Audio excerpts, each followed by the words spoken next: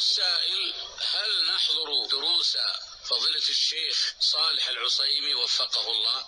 وهذا سؤال غريب، فالشيخ صالح من خيرة المشايخ، وقد عين ولله الحمد عضوا في هيئة كبار العلماء، وهو رجل سلفي سني وفيه خير كثير، وله نشاط مبارك في الدعوة إلى الله على منهج السلف الصالح.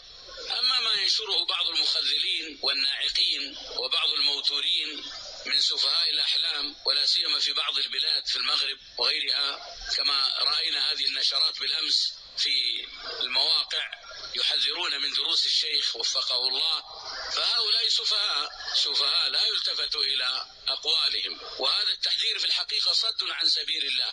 والذين يفعلون ذلك أنا أعتبرهم قطاع طرق، نشروا في المواقع بالأمس في المغرب وبعض البلاد وفي أوروبا وفي عدة أماكن تحذيرا، وهذه شنشنة تعرف من أخزم من التحذير من المشايخ وطلاب العلم السلفيين من بعض الأشخاص، ولا سيما أولئك الصغار الأغرار الذين يحتاجون أن يجلسوا ويثنوا ركبهم عند العلماء حتى يتفقهوا في دين الله عز وجل، بدلا من أن ينصبوا أنفسهم صادين عن سبيل الله ومحذرين من المشايخ والعلماء أصحاب المنهج الحق. فهذا في الحقيقة خذلان والعياذ بالله، هذا لون من ألوان الخذلان ومن الصد عن سبيل الله، ولا ينبغي أن يصغى إلى تلك التحذيرات التي ينعق بها أصحابها في هذه المواقع.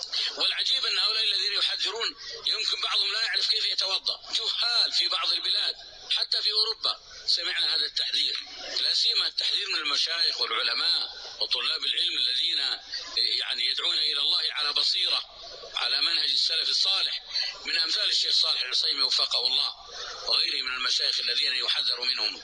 فعلينا أن نحذر من هذا المسلك الخطير الذي هو مخالف لمنهج العلماء الكبار المعروفين بسلامة منهجهم، والمعروفين بإنصافهم، والمعروفين بعدم التسرع في الأحكام على الآخرين.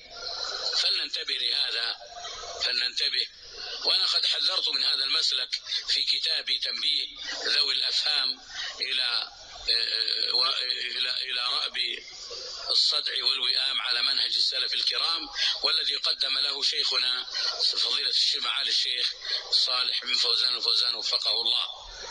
نحن مجموعة من طلاب العلم المبتدئين نستمع إلى تعليقات الشيخ صالح بن حمد العصيمي معكم في هيئة كبار العلماء، فجاء أحدهم وشذب على الذين يستمعون للشيخ وقال له أن الرجل مجهول وغير سلفي والجماعات الحزبية تنشر دروسه، وأخذ يثبت من الإخوة.